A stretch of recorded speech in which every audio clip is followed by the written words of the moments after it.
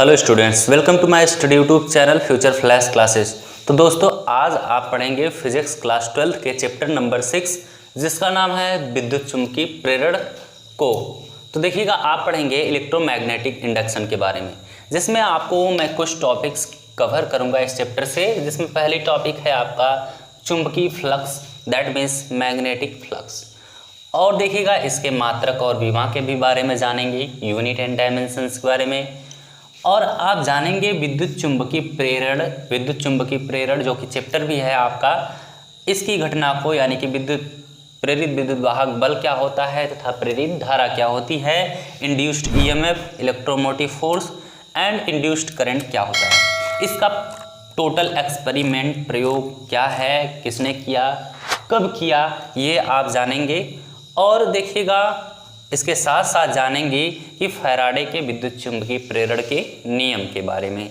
तो इतनी टॉपिक्स मैं इस चैप्टर में आपको कवर करने वाला हूं। ये जानते हैं कि मैग्नेटिक फ्लक्स यानी कि चुंबकीय फ्लक्स क्या होता है। तो देखिएगा, चुंबकीय फ्लक्स क्या होता है, किसी भी चुंबकीय क्षेत्र का गुण होता है। जैसे कोई भी आपका चुंबकीय क्षेत्र हुआ और यह चुंबकीय क्षेत्र में चुंबकीय बल रेखाएँ क्या हैं, गुजर रही। इस तरह से ये चुंबकीय क्षेत्र है आपका, ये क्या है, आपकी चुंबकीय बल रेखाएं हैं। और चुंबकीय बल रेखाओं में यदि हम कोई क्या ले लें, पृष्ठ ले लें, कोई सरफेस ले लें, एक पृष्ठ लें, तो इस पृष्ठ से कितनी चुंबकीय बल रेखाएं गुजर रही हैं, यही क्या होगा आपका चुंबकीय बल रेखाओं की संख्या। चुंबकीय बल रेखाओं की संख्या के मान को ही क्या कहा जाता है, आपका चुंबकीय फ्लक्स। तो इस पे चुंबकीय बल रेखाओं की संख्या के मान को कहा जाता है चुंबकीय फ्लक्स। देखिएगा, ये आपका सरफेस है, पृष्ठ है, जिसकी एरिया क्षेत्रफल ए। और देखिएगा, ये जो आपका जो मैग्नेटिक फील्ड हमने लिया है, चुंबकीय क्षेत्र लिया है, वो है आपका वेक्टर बी। क्या है, वेक्टर बी। और एरिया वेक्टर अगर लेंगे तो इधर आएगा आपका एरिया वेक्टर, इसके तल के लंबवत होगा वेक्टर ए। तो देखिएगा, ये चीज़ें हैं। आपको चुंबकीय फ्लक्स जानने के लिए आपको समझना होगा क्या, जो आप पृष्ठ को ले रहे हैं किसी चुंबकीय क्षेत्र के अंदर, तो इस पृष्ठ से जितनी चुंबकीय बल रेखाएं, देखिए चुंबकीय बल रेखाएं ये सब हैं, ये सब चुंबकीय बल रेखाएं कितनी गुजर रही हैं, इनकी संख्या को गिन लीजिए। इन्हीं की माप, संख्या की माप क्या कहलाती है, चुंबकीय फ्लक्स, मैग्नेटिक फ्लक्स कहलाता है। जैसे यदि इस काल्पनिक पृष्ठ से यदि 1 2 3 4 5 इस तरह से ये कितनी संख्या में है चुंबकीय बल रेखाएं इस पृष्ठ से गुजर रही हैं, इस संख्या को हम क्या कहते हैं, चुंबकीय फ्लक्स कहते हैं। तो चुंबकीय बल रेखाओं की संख्या की माप को हम कहते हैं चुंबकीय फ्लक्स। और चुंबकीय फ्लक्स जो होता है, चुंबकीय फ्लक्स की हम माप कैसे करते हैं, हम चुंबकीय फ्लक्स को दिखाते हैं, चुंबकीय फ्लक्स को दिखाते हैं φb से, चुंबकीय फ्लक्स को दिखाते हैं φb से। और φb क्या होता है, देखिएगा, φb होता है इस चुंबकीय क्षेत्र की तीव्रता, यानी कि वेक्टर बी, और इसका वेक्टर ए से क्या हो जाएगा, डॉट मल्टीप्लाई। वेक्टर बी और वेक्टर ए का डॉट मल्टीप्लाई ही क्या बताएगा, आपका चुंबकीय फ्लक्स को बताएगा। देखिएगा, यहाँ इसकी कितनी एरिया है, इस एरिया को कितना आप ले रहे हैं, ए एरिया, और यहाँ पर जो है वो चुंबकीय क्षेत्र की तीव्रता कितनी है, ये दोनों बातें डिपेंड करेंगी किसके लिए, चुंबकीय फ्लक्स के लिए। चुंबकीय फ्लक्स कब ज़्यादा होगा, जब ये एरिया ज़्यादा होगी, किसकी, इस सरफेस की होगा, या तो तीव्रता क्या हो, अधिक हो, किसकी, चुंबकीय क्षेत्र की तीव्रता। तो इन दोनों के डॉट मल्टीप्लाई के क्या होता है, वेक्टर बी और वेक्टर ए के डॉट मल्टीप्लाई के बराबर होता है चुंबकीय फ्लक्स का मान। और इसको यदि हम इसका वेक्टर हटाएं तो φb इक्वल टू क्या हो जाएगा आपका B A cos theta, B A cos theta, φb equal to B A cos theta, ये आएगा सूत्र। और इसका मात्रक होता है वेबर। क्या होता है, वेबर, मात्रक होता है आपका वेबर। अब आ गए आप मात्रक पे, तो इस तरह से देखिएगा, इसका आपका मात्रक आया वेबर। अब विमा यदि हम निकालें किसकी, इसे की चुंबकीय फ्लक्स φb की विमा निकालें, तो देखिएगा φb की विमा निकालेंगे, तो देखिएगा हम सूत्र से ही विमा निकाल रहे हैं, बी ए, यानी कि बी की विमा इंटू ए की विमा। तो बी की विमा क्या है, देखिए बी की विमा होती है आपका न्यूटन, यानी कि चुंबकीय क्षेत्र की तीव्रता की विमा होती है न्यूटन प्रति एम्पियर मीटर, न्यूटन प्रति एम्पियर मीटर। और देखिएगा इंटू देखिएगा ए एरिया का क्या होता है मीटर स्क्वायर, क्या होता है मीटर स्क्वायर। देखिएगा ये अपान में मीटर है, 1 मीटर से कैंसिल, 1 मीटर ऊपर बचेगा। देखिए इस तरह से आगे की जो मात्रक बचेंगे वो बचेगा आपका न्यूटन इंटू देखिए मीटर बचा है ऊपर से 1, और फिर उसके बाद आपका अपान में क्या बचा है 1 एम्पियर। देखिए अपान में एम्पियर बचा है। तो देखिएगा इस तरह से जब बीमा लेंगे तो बीमा देखिएगा क्या होती है आपका न्यूटन की बीमा यानी कि बल की बीमा mLT के पावर -2। हम कहते हैं कि आप बल की बीमा 60 में याद कर लीजिएगा। न्यूटन बल का मात्रक, बल की बीमा mLT के पावर -2 इंटू मीटर को हम किससे दिखाते हैं L से, अपान देखिए एम्पियर को A से, A जब ऊपर जाएगा A क्या हो जाएगा आपका अपान A ले रहे हैं, A नीचे हो गया। अब सबको एक साथ लिखने, सभी बीमाओं को एक साथ लिखेंगे तो एक ही ब्रैकेट लगाएंगे mL के स्क्वायर T के पावर -2 और A ऊपर जाएगा A इनवर्स हो जाएगा। तो इस तरह से क्या प्राप्त हुआ, बीमा प्राप्त हुआ किसका, चुंबकीय फ्लक्स का। देखिए कितनी आसान तरीके से हमने फाई बी यानी कि चुंबकीय फ्लक्स की बीमा प्राप्त किया mL स्क्वायर T के पावर -2 A इनवर्स। अब देखिए आइए जानते हैं कि विद्युत चुंबकीय प्रेरण की घटना क्या है, जिसमें प्रेरित विद्युत वाहक बल कब उत्पन्न होता है और प्रेरित धारा कैसे उत्पन्न होती है। तो देखिएगा इसको हम समझेंगे एक प्रयोग या एक्सपेरिमेंट से कि विद्युत चुंबकीय प्रेरण की घटना क्या है। यह एक घटना है देखिएगा जिसमें एक प्रैक्टिकल किया था, एक प्रयोग किया था किसने, फैराडे और हेनरी ने। तो फैराडे और हेनरी ने किस तरह का प्रयोग किया है आइए इसको जानते हैं। तो सबसे पहले हम इसको इरेज कर लेते हैं।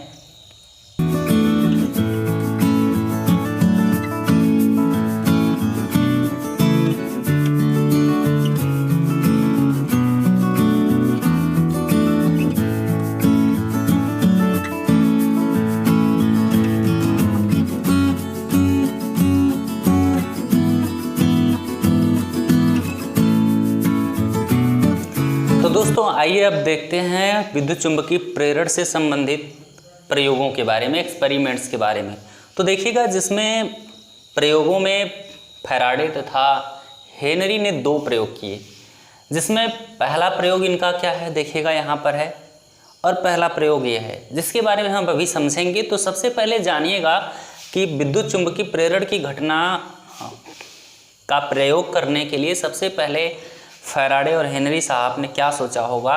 उन्होंने सबसे पहले देखिएगा, इससे पहले इनके यह प्रयोग से पहले आपका बायो-सेवर्ट का नियम दिया गया था, जो कि किससे संबंधित था, चुंबकीय क्षेत्र और धारा से संबंधित था, कि जब किसी चालक तार में धारा प्रवाह हो रही है तो उसके चारों तरफ क्या होता है, चुंबकीय क्षेत्र बनता है। ये बायो-सेवर्ट के प्रयोग से पता चला था। और उसी के बाद एम्पियर का परिपथी नियम आया था, जिसमें भी चुंबकीय क्षेत्र बी का रेखीय समाकल बताया गया था कि धारा के μ0 गुने के क्या होता है, बराबर होता है, यानी कि धारा और चुंबकीय क्षेत्र का संबंध होता है। तो जब ये प्रयोग करने से पहले इन वैज्ञानिकों ने एम्पियर के परिपथी नियम और बायो-सेवर्ट के नियमों के आधार पर क्या किया, परिकल्पना किया कि जब किसी भी चालक तार के चारों तरफ चुंबकीय क्षेत्र बन सकता है, किसी चालक तार के चारों तरफ क्या बन सकता है, चुंबकीय क्षेत्र बन सकता है जिसमें करंट फ्लो करता है। तो यदि धारावाही चालक तार के चारों तरफ चुंबकीय क्षेत्र बन सकता है तो किसी भी चुंबकीय क्षेत्र के कारण धारा क्यों नहीं उत्पन्न हो सकती है। ये इसका थोड़ा सा अपोजिशन था, इसका उल्टा था प्रयोग। और इन्होंने सोचा, फैराडे और हेनरी साहब ने सोचा कि जब किसी धारावाही चालक तार के इर्द गिर्द अगल बगल चुंबकीय क्षेत्र बन सकता है, बी बन सकता है, तो क्यों नहीं चुंबकीय क्षेत्र के कारण धारा उत्पन्न हो सकती है। क्योंकि धारा के कारण चुंबकीय क्षेत्र बन रहा है तो चुंबकीय क्षेत्र के कारण यानी कि मैग्नेटिक फील्ड इफेक्ट के कारण भी क्या बनना चाहिए, आपका करंट यानी कि धारा उत्पन्न होनी चाहिए। तो इसी परिकल्पना के आधार पर क्या किया गया, ये 2 प्रयोग किए गए, 2 प्रैक्टिकल किए गए और विद्युत चुंबकीय प्रेरण की घटना को खोजा गया, जिसमें आपका प्रेरित विद्युत वाहक बल तथा प्रेरित धारा समझेंगे। तो देखिएगा ये पहला प्रयोग है। इनमें क्या किया गया, इन्होंने क्या किया, एक क्लोज्ड बंद परिपथ यानी कि एक कुंडली लिया। क्या लिया, एक कुंडली लिया और उस कुंडली के देखिएगा तेजी से उसके समीप क्या लाया, एक चुंबक को लाया। जब एक चुंबक के किस सिरे को, नार सिरे को, नियंत्र ध्रुव को क्या किया गया, इस कुंडली के पास जब लाया गया तो देखिएगा इस कुंडली में क्या हुआ, धारामापी में गैल्वेनोमीटर में विक्षेप, थोड़ा सा धारामापी में थोड़ा विक्षेप देखने को मिलता है। और देखिएगा जब नियंत्र सिरे को तेजी से पास लाया जाता है तब भी धारा में विक्षेप देखा जाता है, जब तेजी से पीछे ले जाया जाता है तब पर भी धारा में विक्षेप, धारामापी में विक्षेप देखा जाता है। तो देखिएगा इसमें क्या हो रहा है, जब तेजी से पास ला रहे हैं तब पर भी धारामापी में विक्षेप, और जब तेजी से दूर ले जा रहे हैं तब पर भी धारामापी में विक्षेप, लेकिन दोनों में क्या है देखिएगा, विक्षेप अलग अलग दिशाओं में। इसमें देखिएगा अलग दिशा में, इसमें क्या है, अलग दिशा में। इसी प्रकार देखिएगा जब इस बंद परिपथ यानी कि कुंडली के जब समीप क्या किया जा रहा है, तेजी से चुंबक के यस ध्रुव को लाया जा रहा है तब पर भी क्या हो रहा है, इसमें धारामापी में गैल्वेनोमीटर में क्या हो रहा है, विक्षेप देखने को मिलता है। और देखिएगा जब तेजी से यस ध्रुव को दूर ले जाया जा रहा है फिर भी देखने को मिलता है, तो गैल्वेनोमीटर में विक्षेप। तो देखिएगा इससे ये पता चलता है कि जब क्या हो रहा है, ध्रुवों को तेजी से कुंडली के पास या तेजी से कुंडली से दूर ले जाया जाता है तो उस पर कुछ न कुछ प्रतिक्रिया हो रही है, तभी क्या हो रहा है, इसमें गैल्वेनोमीटर में विक्षेप उत्पन्न हो रहा है। तो इसका उन्होंने गहन अध्ययन किया और बताया। जब दूर था तो वहाँ पर जब यह चुंबक दूर होगा इस कुंडली से, परिपथ से, तो देखिएगा यहाँ पर चुंबकीय बल रेखाओं की संख्या इससे कम गुजरेगी इस चुंबक के कारण, और जैसे ही पास लाते जाएंगे तो इससे होकर गुजरने वाला जो चुंबकीय बल रेखाओं का मान होगा ये बढ़ता जाएगा जैसे चुंबक पास आएगा। तो इसी के कारण क्या होता है, लगातार चुंबकीय फ्लक्स परिवर्तन होता है, किसमें, इस कुंडली में, इस परिपथ में। और जब यहाँ से दूर ले जाते हैं फिर भी क्या होता है, चुंबकीय फ्लक्स का मान लगातार घटता है, इसमें लगातार बढ़ता है पास लाते वक्त, और दूर ले जाते वक्त लगातार घटता है समय के साथ, क्या, चुंबकीय फ्लक्स, चुंबकीय बल रेखाओं का मान। इसी कारण क्या होता है, जब चुंबकीय फ्लक्स परिवर्तन होता है तो चुंबकीय फ्लक्स परिवर्तन के कारण इस कुंडली में क्या उत्पन्न होता है, एक प्रेरित विद्युत वाहक बल उत्पन्न होता है। क्यों, क्योंकि जब आप किसी भी चीज़ को डिस्टर्ब करेंगे, किसी को भी डिस्टर्ब करेंगे तो वह आपको प्रतिक्रिया देगा। सेम उसी कारण से यह भी क्या करता है, जब यह चुंबक इस कुंडली को, इस परिपथ को डिस्टर्ब करता है, इसमें लगातार फ्लक्स परिवर्तन कराता है, चुंबकीय फ्लक्स परिवर्तन कराता है, तो इस कुंडली में क्या उत्पन्न होता है, प्रेरित विद्युत वाहक बल, यानी कि प्रेरित विद्युत वाहक बल, induced EMF, that means induced electromotive force उत्पन्न होता है। और वही जो प्रेरित विद्युत वाहक बल उत्पन्न होता है वह उस परिपथ में, उस कुंडली में प्रेरित धारा को उत्पन्न कर देता है। कौन, प्रेरित विद्युत वाहक बल। तो पहले प्रेरित विद्युत वाहक बल उत्पन्न होता है और वह परिपथ में क्या उत्पन्न करता है, फिर प्रेरित धारा। तो इस तरह से देखिएगा इस प्रयोग की इन स्थितियों में, सभी स्थितियों में जब आप नियंत्र ध्रुव को पास ला रहे हैं तेजी से, यंत्र ध्रुव को तेजी से दूर ले जा रहे हैं, या यस ध्रुव को तेजी से पास ला रहे हैं, यस ध्रुव को तेजी से दूर ले जा रहे हैं, इन सभी स्थितियों में क्या हो रहा है, प्रेरित विद्युत वाहक बल उत्पन्न हो रहा है, यानी कि फ्लक्स परिवर्तन हो रहा है, चुंबकीय फ्लक्स परिवर्तन हो रहा है, तो प्रेरित विद्युत वाहक बल उत्पन्न हो रहा है, और प्रेरित विद्युत वाहक बल उत्पन्न हो रहा है तो प्रेरित धारा भी उत्पन्न हो रही है। तो देखिएगा जब किसी कुंडली में या बंद परिपथ में चुंबकीय फ्लक्स परिवर्तन के कारण, चुंबकीय फ्लक्स परिवर्तन के कारण क्या होता है, प्रेरित विद्युत वाहक बल उत्पन्न होता है और प्रेरित धारा उत्पन्न होती है, तो यही घटना क्या कहलाती है आपकी, यही घटना कहलाती है विद्युत चुंबकीय प्रेरण। तो यही घटना विद्युत चुंबकीय प्रेरण कहलाती है। तो देखिएगा इस प्रयोग नंबर 1 के बाद एक प्रयोग और है, प्रयोग नंबर 2, जिसमें उन्होंने क्या किया था, दो कुंडलियों के दो परिपथों को लिया था। देखिएगा एक प्राइमरी कुंडली, एक सेकेंडरी कुंडली। तो देखिएगा इन्होंने क्या लिया था, दो कुंडलियाँ लिया, जिसमें आपकी प्राइमरी कुंडली और सेकेंडरी कुंडली, प्राइमरी कॉयल, सेकेंडरी कॉयल, जिसमें आपका पहली वाली में प्राथमिक कुंडली में क्या किया गया है, बैटरी को जोड़ दिया गया, और दूसरी वाली में गैल्वेनोमीटर। तो देखिएगा इसमें क्या होता है, जैसे ही इसमें क्या हो रहा है, धारा चलेगी, क्या चलेगी, इस कुंडली में धारा चलेगी, धारा बहेगी, तो इसके इर्द गिर्द क्या उत्पन्न हो जाएगा, चुंबकीय क्षेत्र। क्योंकि जब किसी भी चालक तार में करंट आई फ्लो करता है तो उसमें क्या उत्पन्न होता है, उसके चारों तरफ चुंबकीय क्षेत्र बन जाता है। तो इस कुंडली में, प्राइमरी कुंडली में जब करंट बहेगा, धारा चलेगी, तो क्या होगा, जब धारा बहेगी तो इसके इर्द गिर्द क्या बन जाएगा, चुंबकीय क्षेत्र बनेगा, यानी कि चुंबकीय फ्लक्स बनेगा। चुंबकीय बल रेखाओं का मान होगा, चुंबकीय बल रेखाओं की संख्या होगी। तो जब इसको पास तेजी से ले जाएंगे प्राइमरी कुंडली को सेकेंडरी कुंडली के पास, या सेकेंडरी कुंडली को ही दूर और पास करेंगे इसके, तो लगातार क्या होगा, इस कुंडली में सेकेंडरी कॉइल में लगातार चुंबकीय फ्लक्स परिवर्तन होगा। और वही चुंबकीय फ्लक्स परिवर्तन के कारण क्या होगा, इस वाली सेकेंडरी कुंडली में भी क्या हो जाएगा, प्रेरित विद्युत वाहक बल लगेगा। और प्रेरित विद्युत वाहक बल लगेगा जब, तो प्रेरित धारा उत्पन्न होगी। तो देखिएगा इस तरह से प्रयोग 1 और प्रयोग 2 से इन्होंने सिद्ध किया कि विद्युत चुंबकीय प्रेरण की घटना क्या है, और विद्युत चुंबकीय प्रेरण की घटना के आधार पर प्रेरित विद्युत वाहक बल तथा प्रेरित धारा उत्पन्न होती है। तो देखिएगा इसी के साथ ही अब जानेंगे कि फैराडे के विद्युत चुंबकीय प्रेरण के नियम क्या है। फैराडे के विद्युत चुंबकीय प्रेरण के नियम क्या है। तो देखिएगा इन्होंने, फैराडे साहब ने विद्युत चुंबकीय प्रेरण की घटना को सन 1831 में क्या किया था, देखा था। इन्होंने इस प्रैक्टिकल प्रयोग को सन 1831 में किया था। तो आइए अब जानते हैं कि विद्युत चुंबकीय प्रेरण यानी कि फैराडे के विद्युत चुंबकीय प्रेरण के नियमों के बारे में। तो इन्होंने 2 नियम दिए हैं। कितने नियम दिए हैं, 2 नियम। कितने नियम, 2 नियम। पहला इन्होंने नियम क्या दिया है, पहला नियम इन्होंने दिया है कि जब किसी कुंडली या परिपथ से बद्ध चुंबकीय फ्लक्स, जब किसी कुंडली या परिपथ से बद्ध चुंबकीय फ्लक्स में लगातार परिवर्तन हो रहा हो, तो उसमें एक प्रेरित विद्युत वाहक बल उत्पन्न हो जाता है। ये तो सीधी सी बात है, यही प्रयोग ही है कि जब किसी बद्ध परिपथ या कुंडली से बद्ध चुंबकीय फ्लक्स में लगातार, इससे जो भी चुंबकीय फ्लक्स बद्ध है, इससे जो भी रिलेटेड है, उसमें यदि लगातार क्या हो, परिवर्तन हो रहा हो, तो इसमें एक प्रेरित विद्युत वाहक बल उत्पन्न हो जाता है, जिसका मान इसमें होने वाले चुंबकीय फ्लक्स परिवर्तन की ऋणात्मक दर के बराबर होता है। यानी कि यह जो प्रेरित विद्युत वाहक बल होता है, पहले नियमानुसार होता है आपका है E होता है minus delta phi B upon delta T.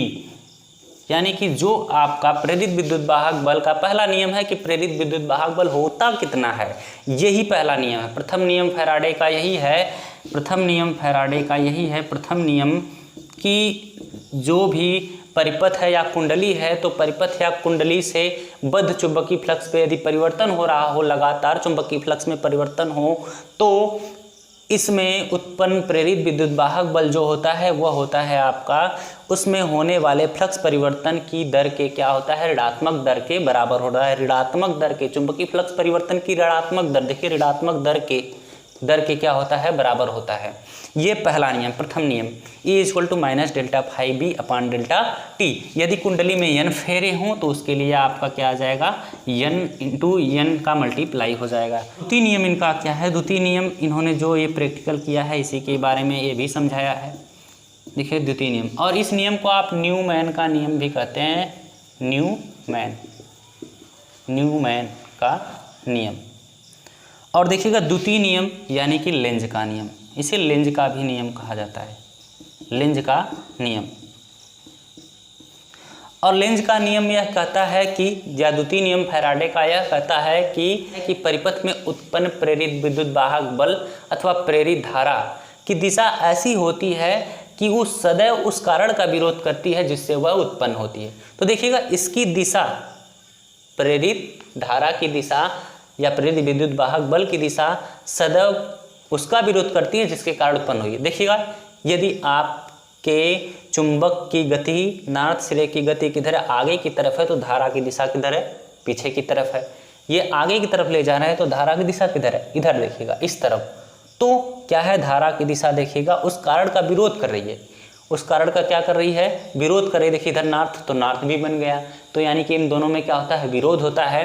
तो उसी कारण का विरोध करती है, यानी कि चुंबकीय फ्लक्स परिवर्तन के कारण ही उत्पन्न हुई है, और चुंबकीय बल रेखाओं के मान का क्या करती है, विरोध करती है, यानी कि वो फ्लक्स परिवर्तन का विरोध करती है जिसके कारण वो स्वयं उत्पन्न हुई। उसकी दिशा देखिए, इसको आप आगे की तरफ ले गए, ये पीछे की तरफ क्या है, धारा की दिशा किधर है, इसके जस्ट अपोजिट प्रेरित धारा की। और देखिएगा क्या है आपका, ये देखिएगा इसमें जब चुंबक को आप दूर ले जा रहे हैं तो धारा इसके पास जाना चाहती है। देखिएगा धारा की दिशा ऐसी है कि ऐसा लग रहा है कि ये चुंबक को दूर नहीं जाने देना चाहती है। और यहाँ पर कौन सा सिरा बन गया है, यस सिरा बन गया है। और देखिएगा यहाँ पर भी सेम वही प्रक्रिया है। जब इसको आप आगे ले जा रहे हैं तो धारा की दिशा देखिए किधर है, इसका सदैव क्या कर रही है, विरोध कर रही है।